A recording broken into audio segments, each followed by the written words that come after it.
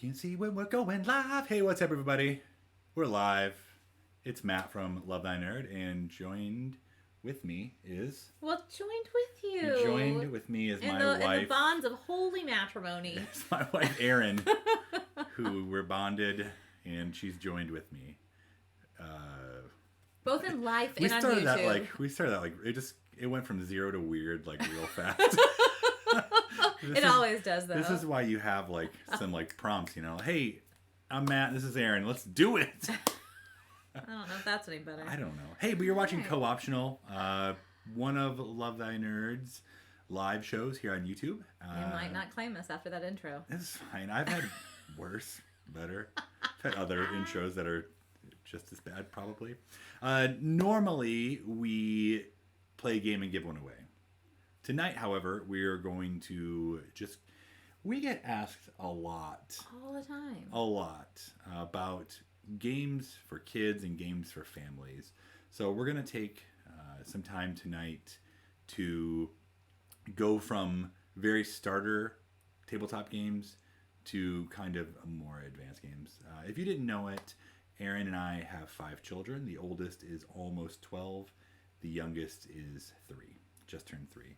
So we have a whole house of gamers, of nerdy nerds that want to play games.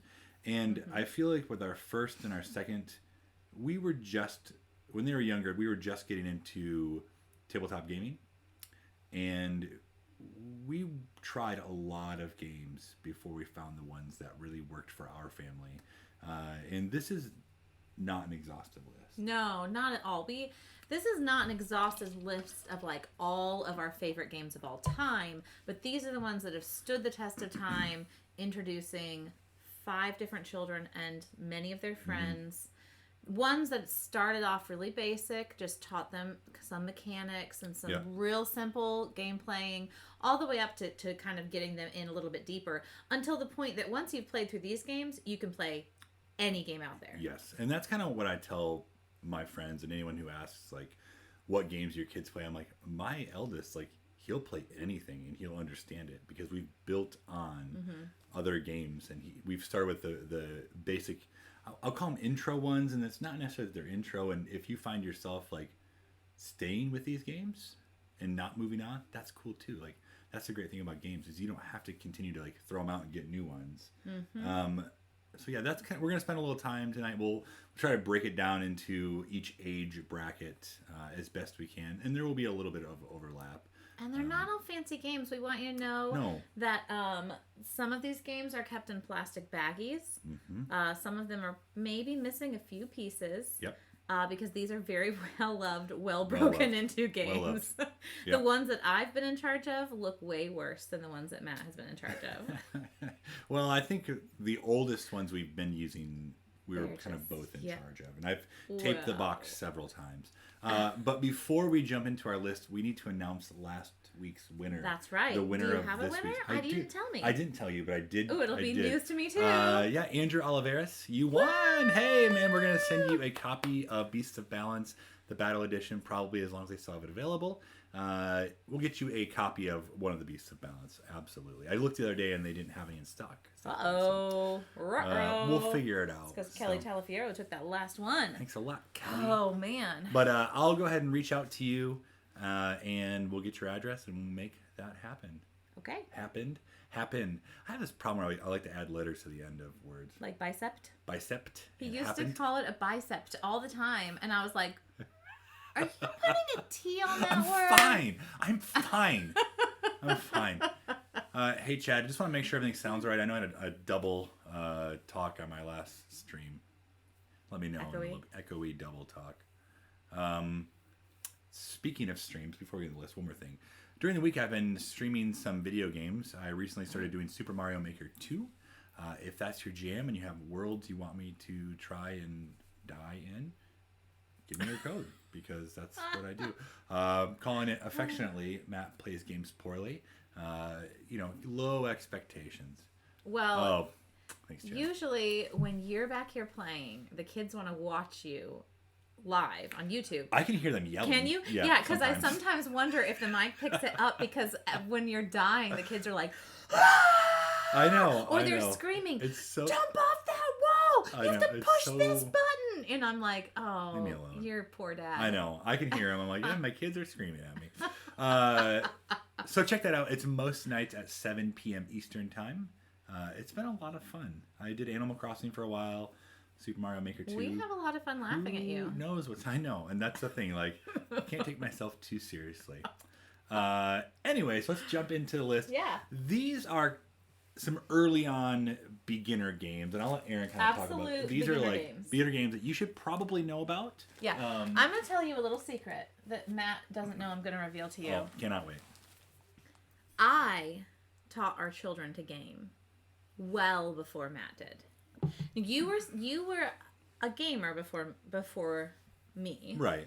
But I was in charge of teaching our children how to just the basic mechanics of gameplay. Mm-hmm. Yeah, that's You didn't very play true. games with them when they were little bitty toddlers, really, as much as I did. And I'm telling you here, you guys might laugh at these, but I'm going to show you the first 3 games that we played with our children. Okay. You cannot go wrong with Uno. And I know this seems really simple. I'm not going to talk about it much. You probably all know Uno. But just, like, it is important to just teach kids the mechanic of holding cards, Yeah, right. not showing other people your cards, taking turns, not freaking out when you lose. So we started really simple with Uno.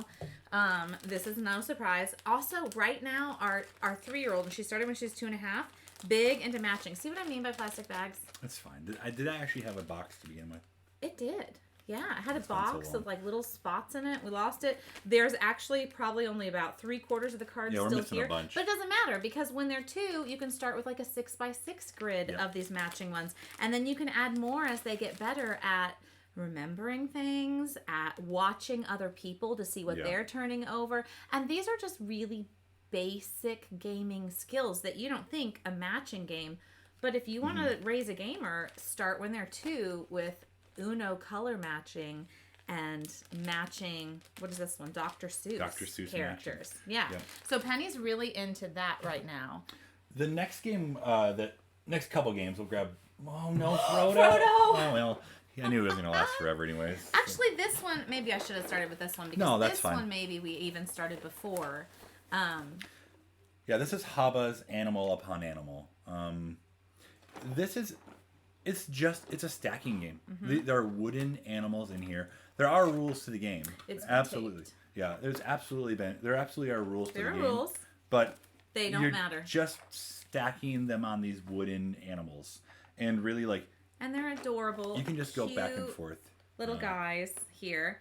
And so this honestly was probably the very first game that a few of our kids ever played. Yeah. And I don't know how much we ever followed the rules, but it was just important for them to have ownership of a game. They want to have they want to feel big because they could play a game. Right. And these are wooden guys that I find it'd them around be the house. hard to choke on. I mean, I guess you could. Supervision. But, like, yeah. So they could come into Daddy's office and they could get a penny game or a Junie game off the shelf, and we could just let them play it. And that gave them some ownership, and it helped them feel like they were really a part of this gaming house. Yeah. And along the same age group, this game's actually been in our family almost longer than any other game, I would say. It's Richard Scarry's Busy Town, I Found It. And you're like, Richard Scarry's Busy Town, I Found It? Yeah.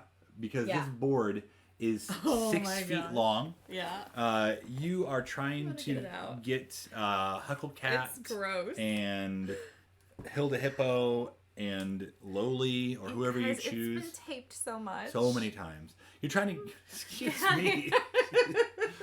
You're trying to get your characters through the city to the island before the pigs eat all of the food. Real easy. You're spinning a spinner, and sometimes you'll spin, and you'll... Just what Erin did right there. You'll get this gold bug mystery. Oh, and it's the best, the gold bug mystery. Right, where you'll draw a card, which is like just a card with a broom. Picture of some item. Picture of some item that they're located on the board. So and then you find it, and the kids call this a looker. It's like it's a magnifying glass. You're looking for stuff. And you put it on the item when you find it. So if you find a broom and you're looking for brooms, you try to find all the brooms, and then you get to move that many spaces. And you guys, it doesn't sound like that much fun. No, but it's so fun. The art, yeah, and like the art on it, like there's so much going on in this 6-foot board. And what I love is like most games you're trying to keep your kid from like climbing on the board. Like no, we're crawling all you're over crawling it. all over it trying to find it. And you're trying not to knock over your 4 pieces that are on the board or 3 pieces, however many you're playing with. But like they just get it. You're like, oh, I know what a broom is, or I can see this picture and I can look for it. I found it. Yeah. So we've found that this game, like almost any age child can play and almost any age can enjoy. We usually start it around between 2 and 2.5. And I mean, even now when I get it out with Penny, the older kids will come and they'll all want to look for it, because who doesn't love an I Spy? Right. It's fun.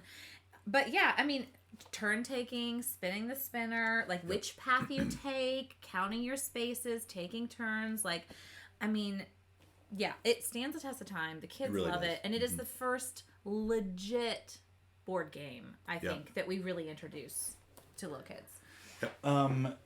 So moving on from that, now these games, I think especially the second we'll talk about, this one will be a little older, but I can tell you why it's important for younger kids in just a second. Go ahead. Rhino Hero. Although Rhino Hero Super Battle too, interchangeably. Someone's borrowing it, so I don't have it here. Oh, we don't have it. Okay, I didn't know. This is also from Hava. You really can't go wrong with Hava for kids games. It's true. They're good. They're really good. You want to talk about it? Yeah. So you are the Rhino Hero, correct? I don't play this one as much as I play Super Battle. You're just you're taking the Rhino Hero and you're moving him up a building while you're stacking cards. So you have roof tiles, and they'll tell you what shape card to stack on here. And then you have these wall window cards that you will stack on top of the roof. And eventually you build a stack that's really tall and very precarious. And good job. I know, right?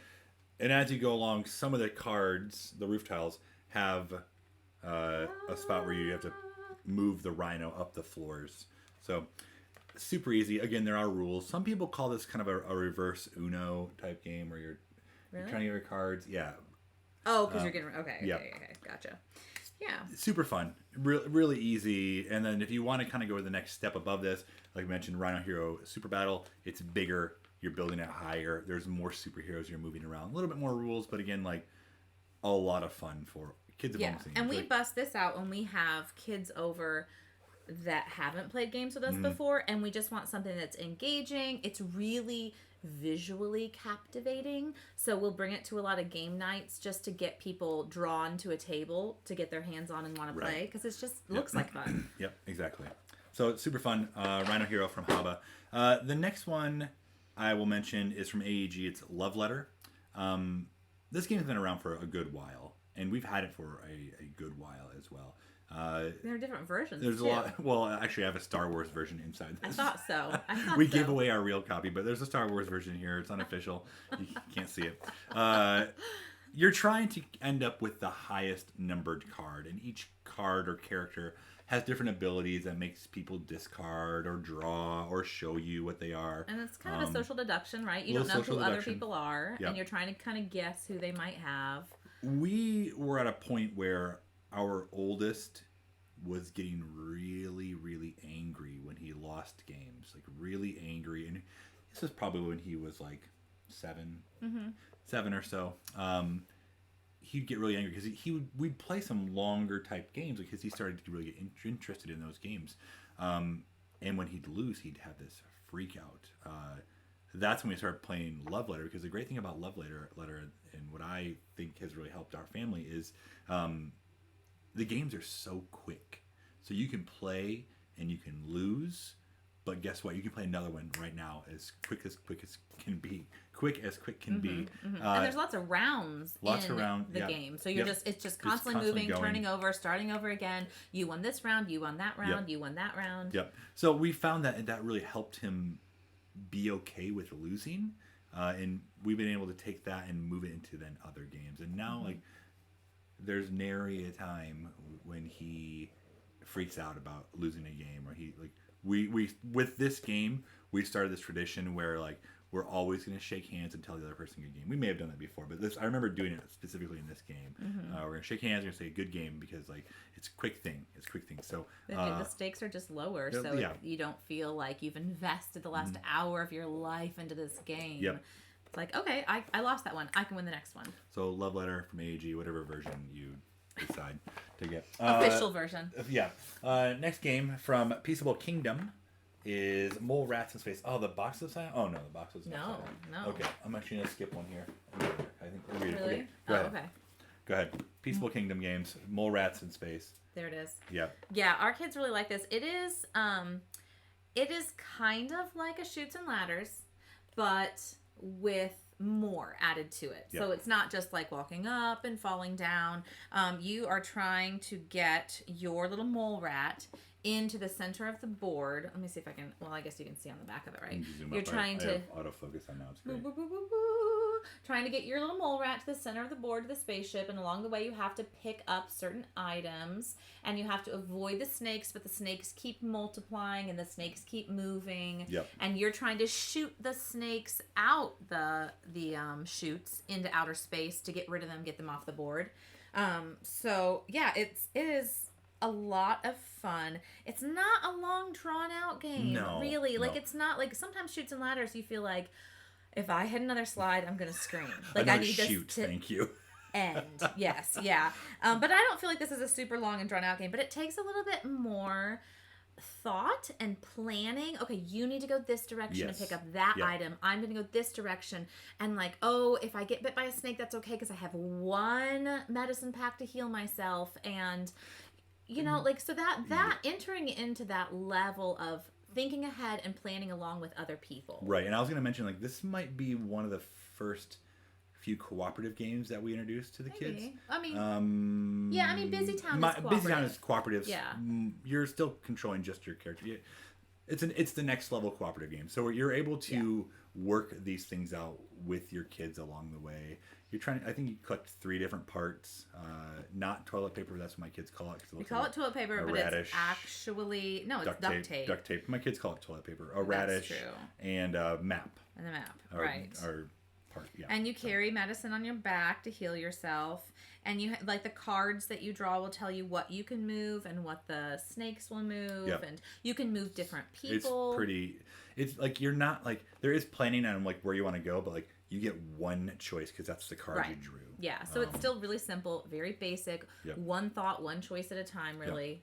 Yep. And also they have a package or envelope you can open for more advanced games and make them a little harder. So if you've played a few times, which is super awesome. So that's Peaceable Kingdom, Mole Rats in Space. Yeah. Next game we're talking about is Suro. This is worn in. This is well loved. This is I just played it today. Yeah. One of our older games as well, and one that our second oldest, this is his favorite game of all time. He will want to play this game before any other game in the house, I think. And Penny is starting to pick it up. Today I played this game, a 5-way Tsuro game with Penny and Ezra and Margot and June.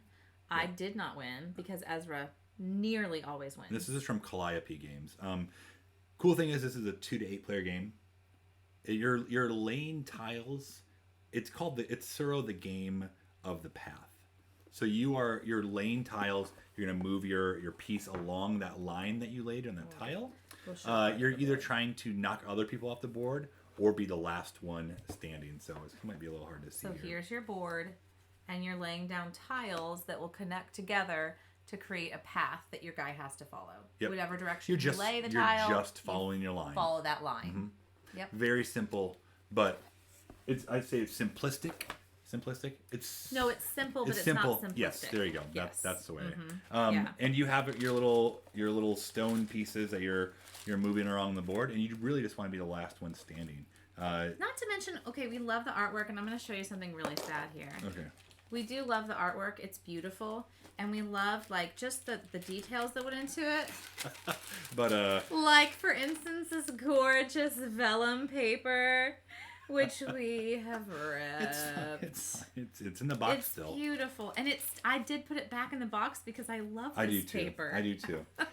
There are other versions that kind of progress in difficulty, but we have found so far like this is our favorite. Just love it. It's our jam. I've taped this box a lot of times too. And it needs to be taped again, FYI, It just really does. when we're done here.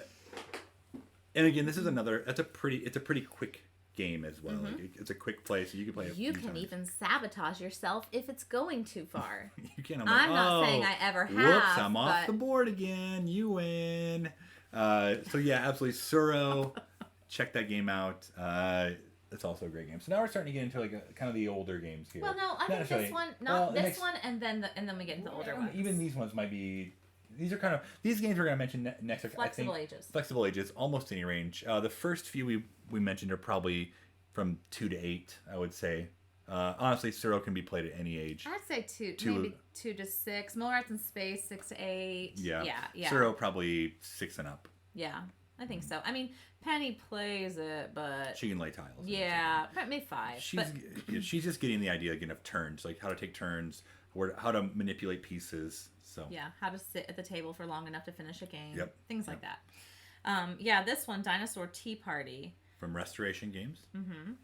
You know. This is a game that originally came out in the 70s, and the name of it escapes me, but Restoration takes old games and breathes new life into them. This is a social deduction game where you are a dinosaur going to a tea party, and much like the name would imply, right? And you can't remember people's names, so you are trying to go through and say in your best they're so cute British English accent, trying to figure out who's in what room. Do they like tea, or do they like cakes? Do they have pets? Are they wearing hats? Really just trying to figure out who's who. If Matt was Eleanor and I didn't know that he was Eleanor, I would ask him, "Are you wearing a hat today?"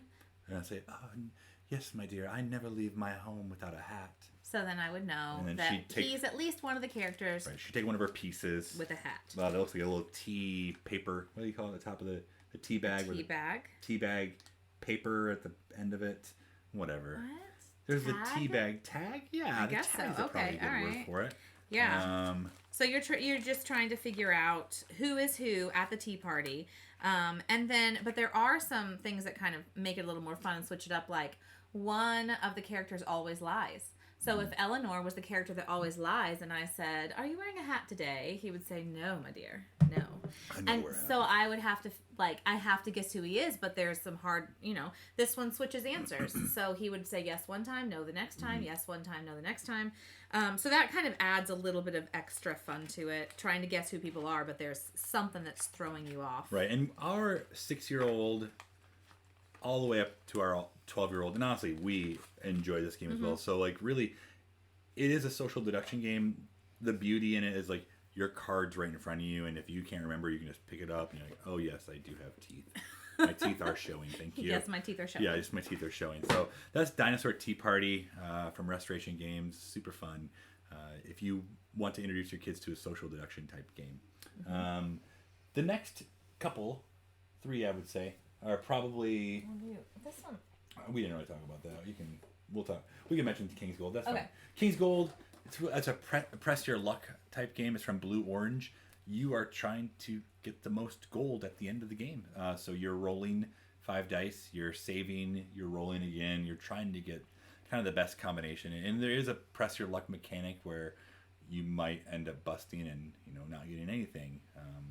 But it's nice because the box is metal. Yeah. We love when boxes are metal. We love it. Tons of little coins in here. Tons of little coins. The kids like this set here. I mean, Ezra would get this out and he would play the cleanup game with Penny, which is when you dump this out and then you pick it all back up. Yep. She thought it was a game for the longest time. But it's fun. It's just dice drafting and pressing your luck, kind of. Yep. Sort of, just kind of an introduction to again, a quick game, another one of those ones that taught our kids how to lose because it's quick. It's 15 minutes time to play. And like, let's be honest, when you're a parent of 5 and someone says, do you want to play a game? Sometimes you're thinking, Not really. not really. No, I don't. So saying yes to a 15-minute game makes you a real hero. You're number one. So that's King's Gold by Blue Orange. Next one. This one probably has been in our collection since near the beginning of our It was one of the first ones. It's Splendor, and it's by Asmodee Games. And this is kind of one of those ones where you have to get it's a resource management style game. So you're collecting chips. But it kind of like steamrolls as you go. Yeah, is like that it's a phrase or am I making that up? Engine building. Engine building. Yeah, engine building. So like you have to collect. And it has these like super nice, thick, cute poker little chips. poker chips that so you have to collect certain resources in order to buy certain other resources, and it all kind of stacks up so that by the end you're buying all sorts of stuff with the resources that you've saved up, and you're just basically trying to get real rich and get rich people to notice you by gaining lots of resources. And this is another one of those, like, I think that it's good, like, kind of planning ahead type of games that we found like a Suro in some way, like we talked about. This is almost the next step in some regard to Suro, because you're having to get the right resources to buy the cards you want, and getting foiled by other people that buy your card before you can get to it. So there's a chant that we have, that the kids have. It's, I'm gonna get my man. I'm gonna get my man. So I'm gonna get my every man. time they play, they're always chanting this. I don't know exactly where it came from. It came from Ezra saying that because he got real excited that he had enough resources to pique the interest of that one wealthy patron. Yep. And so he was chanting that because he knew on his next turn he was going to get his man. And he beat us because he always wins this game. He does. He wins this game really often. I like this game a lot. I like the way it looks. It's just fun. Yep. Next one is a little bit newer to our collection, at least the last couple of years or so, I'd say. Drop It by Cosmos. Think a little bit like Kerplunk meets, maybe not Tetris, but They're not really trying to fit them together so much as like the way you drop it has to land in a certain way in order to gain you points. Yeah, so you're dropping your color pieces into a tray, trying to get the most points, and there's layers that each layer has a different point value, and sometimes you can multiply it by hitting little circles on there. You can't touch your own color, and your shape can't touch a shape that it matches. Which is really hard because they kind of bounce and wiggle as you drop them. So we found that this game is great for younger kids because like they're working on colors and shapes, and you can talk about that, and who cares where they put it on there, really. Like, you can add up points if you want to, but also like the older they get, like there's more strategy involved, and you're thinking more about it and placing, and getting upset when yours bounces off and touches the wall. And like screaming and cheering when you drop it that perfect way and it lands in just the unlikely angle to gain you all the points. Yeah. So it's super fun. And again, like one of those quick games where it's really for the whole family, which we really enjoy. To be able to play a game with your 3-year-old and your 12-year-old. I showed. Oh, you did? Okay. Sorry. So let's Drop It by Cosmos. Super awesome game. Next game, Magic Labyrinth, and you want to talk about this one because you like this one quite a bit. I to play this game with the kids, even though you were the one that brought it home and you like it. I like it, but I think it's because they asked to play it all the time. All the time. And so I think that Matt is just a little burnt out on how frequently our kids play this game. But that is a great advertisement for this game. Because you don't get burned out on games easily. They bring this out all the time. That's true. Yes. I like it. I think it's fun. I'm also not great at it, but that's fun. It is a memory game. It is. You have hidden pieces below your board here. Hidden walls. Yeah, so there's hidden walls built into this. And these are adjustable. Yeah. They're all on there. So your guy, put the board on there and I'll show. So your guy sticks onto the board with a little marble below him because he's magnetic. So he's magnetized to this ball, and then you have to move through the maze. I'm gonna hit Don't a wall, cheat. aren't I? That was actually cheating. I cheated because I felt the wall there. You're supposed to move with confidence, but you're supposed to move through the maze, and then when you hit a wall, what are you doing? There you go. Oh, I was just trying to hit a wall. Your marble will drop, and then you have to go back to the beginning. So throughout the game, you're trying to pick up different tiles. So I might be aiming for the snake tile, and I have to figure out how to get there, but there's walls I can't see. So now I know, well, I can't go this way because I hit a wall there, so I have to go this way. But I can only go this far because there's a wall there, and you keep having to start over and go back through. Yep. You're rolling a dice to see how many spaces you can move, and the first person I think to get 5. It's what it is, as long as we usually play till 3 because it takes a long time when 4 people are playing and 3 of them are distracted kids. But they love it. They love it. It is fun. I think I only played it with younger kids, and that was just, it was challenging for me because You might it was say torturous. It was the patience of it all. Because when they're really little, they don't remember as well, and they're It's constantly true. running into It's walls, true. and you're like, we will literally We never will get. never, But ever. they love it. And now that they're a little bit older, and you don't know this, but because I've been playing with them, we played this on my birthday. Yeah, I remember that. They're so much better at it. They're really, really good at remembering which pattern to follow and remembering to watch other people so that they can figure out what walls other people are running into. And even Penny, bless her heart, cannot get very far, but she doesn't care. She'll run into a wall, she'll start over again. And She'll run into a wall, she'll start over again. again. Like that's kind of games you want where they just continue to enjoy it. They love and really it. it helps with their memory too, because you can see where she's starts to remembering. click. Yep. Mm-hmm. It's by Dre Magier or Dirk Bauman. Yeah. If I butchered that, I'm sorry. Can't read it very well. It's kind of rubbed off. So it won a Kinderspiel Award. Is that what it's saying here? Back in 2009. Yeah, it's 2009. really, it's fun. It is good. And you can rearrange the walls inside any way you want to make it more challenging.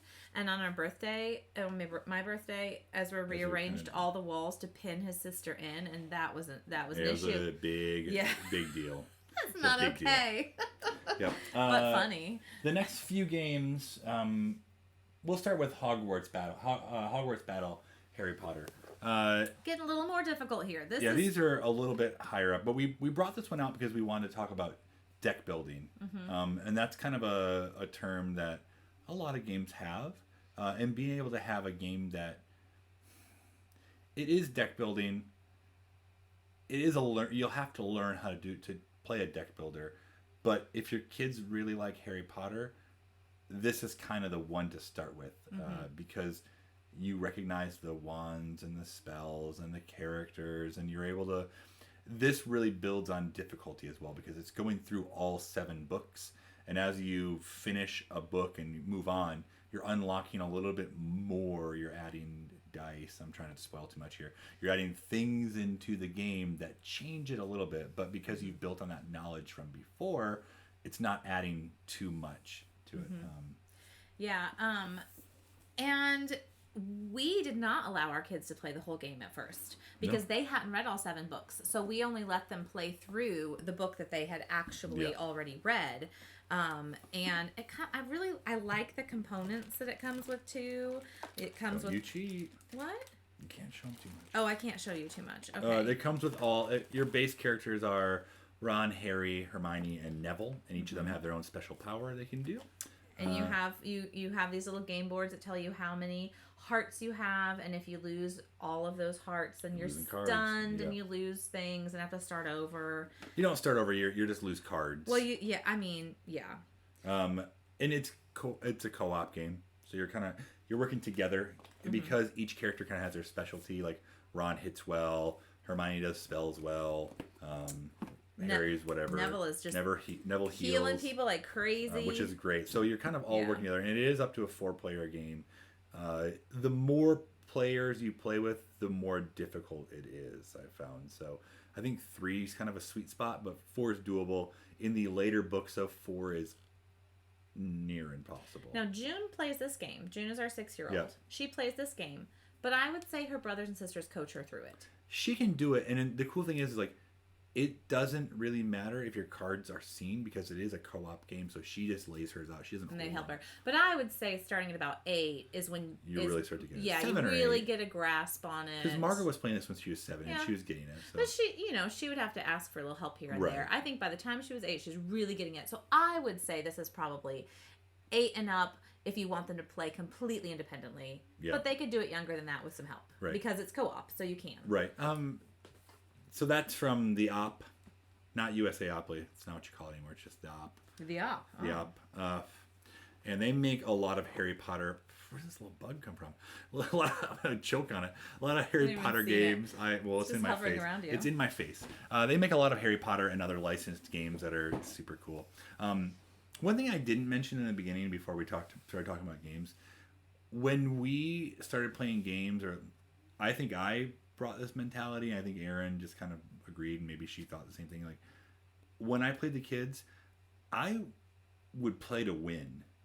And I don't say that to be like I was heartless. Like I would help them, but like I was playing the game to win because I think it's important to let kids know and learn that you're not always going to win games. And I have seen now, because I've kind of been this like I'm gonna play my game and I'm gonna play to win. Like my older two, like they give me a run for my money now because they've learned strategy and they know how to play, and that's why I said like they can play any game now, and they might need a little help like with the rules, but we all do. So don't go soft on your kids when you're playing games with them. Like it's important to lose. It's great to win, and make sure you're praising them when they win. But well, I'm praising them when they lose they- too. I mean, when they like play well. I think either Yeah. way, like when you play well, or when you play with a good attitude, or when you Yeah. play with a cooperative spirit, like praise those things, talk up those Yes. things Yeah, to your exactly. children, and then Yep. celebrate with them when they win. Like celebrate with whoever wins, Yeah, even if and they that's beat where you. like we talked about, like we always shake hands and we always tell the other person good game, because like we play it just to be together. I mean, I'm trying to win because it's a game, but like we play it just for a shared story, to be together, to enjoy each other and enjoy a game. So I play for the game to be over. yeah, well, I know. I'm not saying I don't like playing games with my kids. I know you got a lot going on. I don't have as much patience for it, I think, as Matt. Matt is so patient playing games with children. I love playing games with children. I do because I love them. It can be tough at times. Yeah. So that's kind of my aside there. Next, stuffed Fables. Oh, this box is so heavy. If you want to get your children into kind of an RPG type game, but you don't think they're ready for maybe D&D or any other role-playing type game, this right here is a really good starting point for probably... If your kids have been playing games for a while, you probably could do it with a 6-year-old if you're willing to kind of help and like coach, because it is co-op. I've found that our 8-year-old, she gets the strategy now. She gets it. The cool thing about this game is you're working through a storybook. You are stuffed animals. We lost our page. You're stuffed animals. It's fine. I'm nearly certain I know where we are. You're working through a storybook. You are stuffed animals trying to save your little girl. The cool thing is that with this is one side has the book and what you read and what you do. The other side, that was a really bad show there. That's a black page. The other side has A black page. Where you play, your board that you play on. I don't know if you can see it there. And you just kind of read through the instructions on the right side, and then you play the game on the left side. And as you go on, you're constantly changing pages. And Cute little figurines. yes, so if you want to get them into a storytelling sort of RPG game, this is great. If you want to get them into painting miniatures, this is also great, because look at these adorable little guys who painted these? I think I painted those. No. Oh, you and I worked Yeah, together on we these. worked together. But then because we started on these. No. One of these somebody else did. No, You did all of these. You painted the pig. I painted the rest. So because we painted these though, our kids were like, "Oh my gosh, can we paint them too?" Yeah. And so we started getting out the miniatures. So we spent the first 2 weeks of quarantine just painting miniatures. Yeah. On various different games. Yeah, I've gotten to the point where you they've gotten. Paint these guys. I'm doing those ones later. We just did a bunch of the minions that are over there on the table. Look at that. Just primed them. I'm actually gonna the girls. Well, I guess the boys they want to as well. Paint the miniatures for the minions for this game. Yeah, so that's it's been a lot of. It's a fun game. Like there's some choices you have to make along the way. There's some decisions. Like you control your own person, so you get to kind of go where you want. And you're rolling dice to decide like if you succeed or not, which is a pretty standard mechanic. I've butchered this box so it all fits in differently. I'm added my own Plano box inside, so it's all organized because I like to organize. Because you like it. This is originally from Plaid Hat Games, but I think that Plaid Hat was bought out. Just look it up. Okay. Stuffed Fables. But so, did we play this game before we started D&D with them? With the boys, yes. Yes. Mm-hmm. So, because we hadn't played D&D before. I played.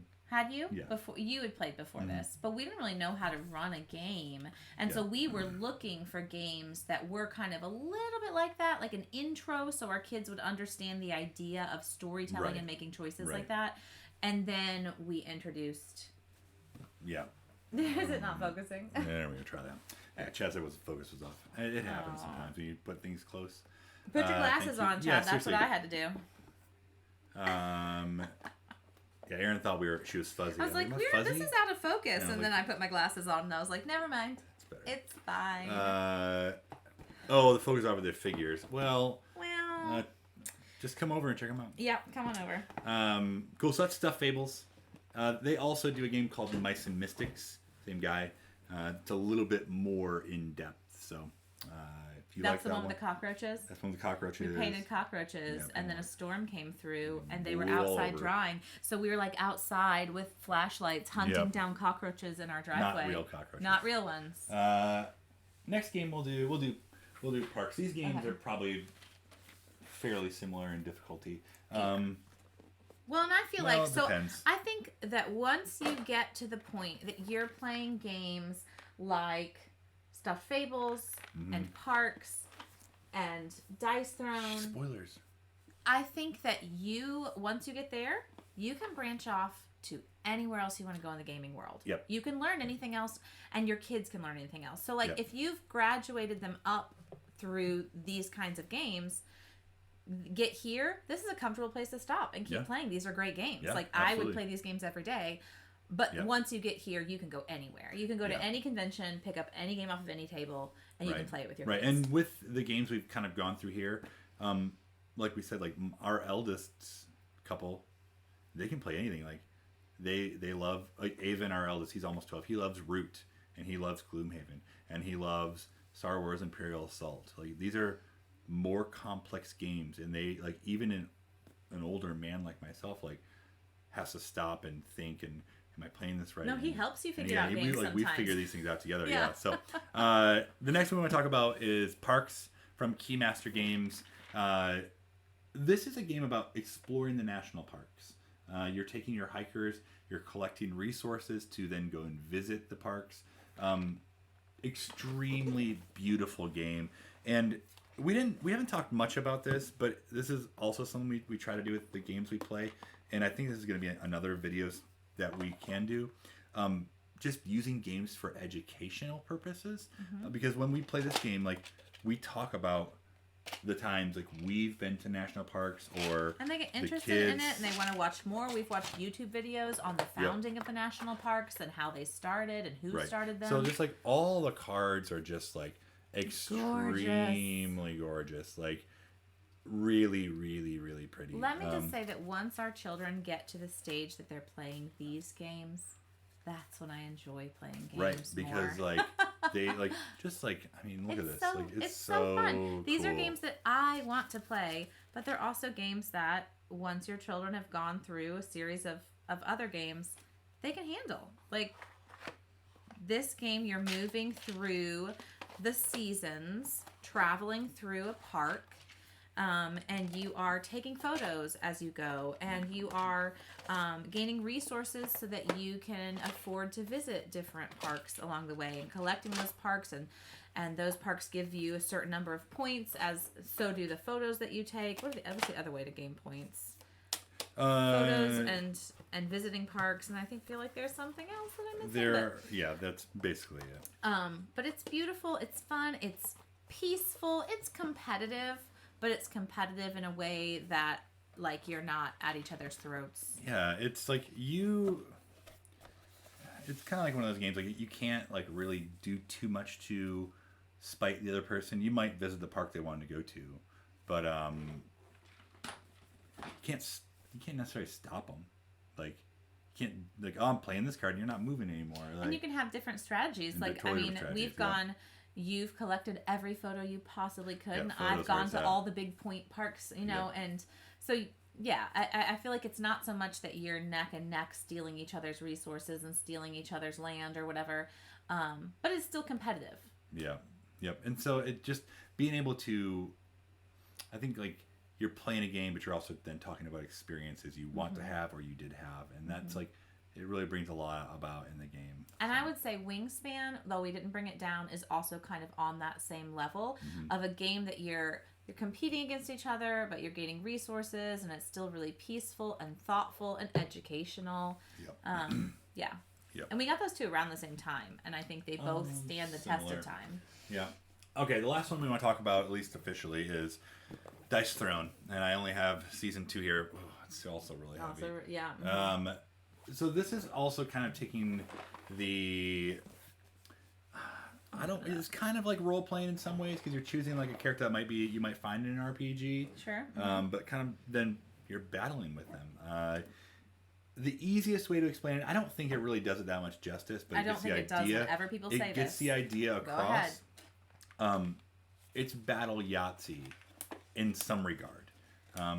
Meaning that you're rolling dice to get combinations, and those combinations do certain things to attack or defend.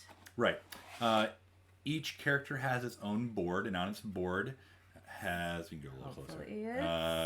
Focus. Each board has powers that this character possesses. So Erin's showing you the Vampire Lord here. You're gaining combat points to purchase more cards, to put them on your board, to make your character stronger. So like maybe I only did 7 damage with this power, but now I'm playing this card on it, and now it does 9 damage, and I'm going to destroy you. So every character plays a little bit differently, but they're all pretty similar, like at least how you play. Do they all come like this? Now they do. Because this is also one of my favorite things. Here, can I? I'm balancing everything here. Like, oh, shit. Well, I mean, like it's the all whole in thing. these game trays. So every character is contained in its own thing. Yeah, it's all contained in its own little spot, which is super nice. You're like, hey, who do you want to be today? You want to be the Vampire Lord? Cool. Here you go. Here's all your stuff. Officer? And the Here you go. artwork Cool. is thanks be to Manny. super fantastic, and we don't popping apart. Just say that because Manny's okay. I see what happened here. Kids put this game up backwards. The game backwards. The artwork is super fun, and they all come with their own little components that match their character. Yeah, and just like being able to like, that's okay. It's just a turnover card. Not a big deal. These things you find in games. Put it there, them straight. Yeah. So that like this is one of our go-to games as well. Like it's just. Hold on, I'm sorry. I'll do it. You're doing it from the wrong angle. I know. This game, like, our 6-year-old can play it, but she needs help because she can't really read all of the cards. Our 8-year-old is starting to get it a whole lot more because she can read all the cards. I think she's pretty much got it. And she'll pick a character, she'll stick with it, and she'll learn the best combinations and the best she's cards. Using Seraph, and she beats us a lot, too, because you're putting cards down to make a character better, but you don't always have to if you roll good. And for whatever reason, like she just rolls really well and beats us. So definitely a game for everyone. And I feel like there's not been many people who have played this game as well that hasn't liked it besides Chris Kwalny. It's okay. Whatever. He likes it all It's upside right. down. He just likes to see. That's Yeah, I probably. No, did this that. needs to be pushed down What a are little you bit. doing? Yeah, push it down because these little tabs here at the bottom. Okay, you do it. There you go. I promise I can do this in real life. Fine, we're fine. Yeah, it's fun, and it's one that we can play with the whole family. It's one that doesn't take too much to learn, but also doesn't get old. Like, it's not like, well, this was super easy. Like King's Gold, I'm gonna roll these 5 dice and try to not get too many X's. Definitely strategy in this game. Yeah, Absolutely. There is also some luck involved too. Like, but there's also the probability. Like, you kind of, if you want to be really mathematical and know, like, I have a 37% chance of rolling this. You could. You could. While we kind of finish talking about these games, if any of you have any questions we can answer, or you want to ask us, feel free to throw them out in the comments now. Also, let us know in the comments what your go-to games have been with your kids at every age, because, like we said, this is not an exhaustive list. This is just the ones in our family that we've played the most. And there's a ton back there we could have included, but we just, for the sake of brevity, didn't. So sound off in the comments. Let us know what your favorite games are. Yeah. I think that's all the games we want to talk about. That was all the ones. For now. And like we said, like, find the game that's good for your family.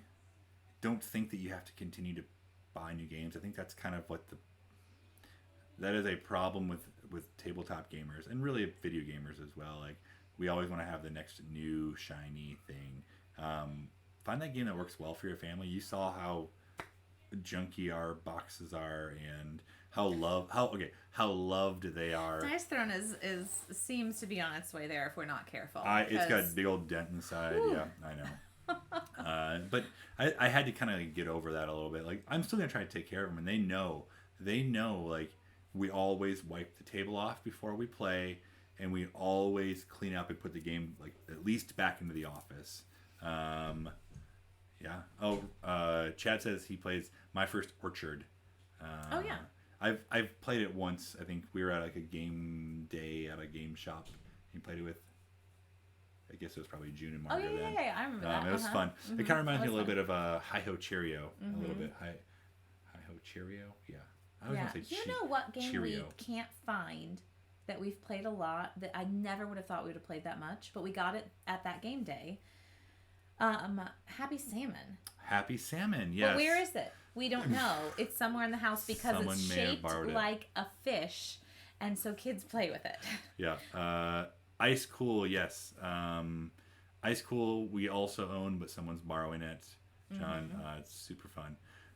Chad, you better make sure you put those in your BG stats. Yes, Ticket to Ride. That we actually, I don't know. I think I gave it away. That was one of the first. It's here somewhere if I don't have it. It's one of those, again, like, that was one of those first games that we played with the kids as well. Like, we call it the train game. They loved it, and they kind of learned strategy a little bit more on a little bit geography too. Yep. Because they were pretty young when we started it. Right. And if you like the idea of, John said this here, if you like the idea of Dice Throne but kind of want, like, a little bit of a different feel, King of Tokyo, like, a little easier probably. Their strategy still involved with rolling the dice, but yeah, that's a good one as well. Maybe the Sushi Go. Sushi Go Go is another one that a yeah. lot of people bring in fairly early on. Yep. Once their kids have mastered the idea of just gameplay. Yeah, that's like set collections, like trying to get the best points. So. Yeah, I mean, there's so many pass and play that we could have pulled down off the collection. But yeah, keep going, keep making that list, because honestly, this is one thing that we get asked more than maybe anything else. Yeah, I don't know why we haven't just made a document just to share, because we maybe need to. But if you help us make a list in the comments, we'll make a document that will give you ages and suggestions. Because sometimes you want to get into gaming for the first time, or sometimes you're just bored with the games you have and you want to know what to do next. Yep. I think the next video we probably will do, at least maybe the next, like, not playing a game video, is we'll probably do educational games that we've used and why we think they're cool. But we will be back next week playing a game and giving it away. So I hope you all have had a good time. And if there's anything else we missed or maybe you think needs to be added to our shelf that we didn't talk about, go ahead and put in the comments. And if you're not a subby, go ahead and become a subby, aka a subscriber, to our YouTube channel because we're trying to grow this piece. And we want to put more content here. We want to be able to play more games. We want to be able to give more games away. More awkward introductions. Yeah, absolutely. I do have a copy of Animal Crossing that I'm going to be doing for a giveaway, probably here on the tubes, the YouTubes. Do people call it the tubes? I'm calling it the tubes. So the old tubes. So I have a copy of Animal Crossing I'm going to be giving away in the next week or so. And yeah, if you haven't checked out lovethatnerd.com, please do it. We have podcasts, we have articles, we have tons of nerdy, awesome things there. Or if you're not a part of our community, go to Facebook, Love That Nerd Community. Just search for that and answer the one question, what's up, nerd? If you don't answer it, we're not going to let you in. We don't let you in. Sorry. It's so sad. There's these people just sitting there in limbo. If you don't like answering questions, but you want to be a part of a community, I don't think Discord we have questions, but we might. I was just in, so lovethatnerd.com/Discord. If Discord's your jam and you don't want to answer that question, go there. And if you feel like, hey, Love That Nerd seems like an awesome thing and I would love to throw money at it, go to lovethatnerd.com and look at donate, because donations from viewers like you are how we do stuff like that this. Might be trademarked. I'm sorry. Donations from people watching us right here and now is how we do this thing. How we we're able to give away games. Yeah. Yeah. So if you have any more questions about that, you can send me an email, matt@lovethatnerd.com, or you can hit me up on Twitter, mwarmbeer. Check me out there. And anything else? No, but I call not it on putting all these games away. I'm burning them. We're done here. We do all of this, like videos like this, playthroughs, podcasts, interviews, stupid stuff, nerdy things, because we love you and because Jesus loves you. And we just want you all to know that. So I hope you have a great rest of your whatever day you're watching this on, Sunday, whatever day, morning or night. And we will see you next week, and I will probably see you sooner. So, peace. Awkward lean forward.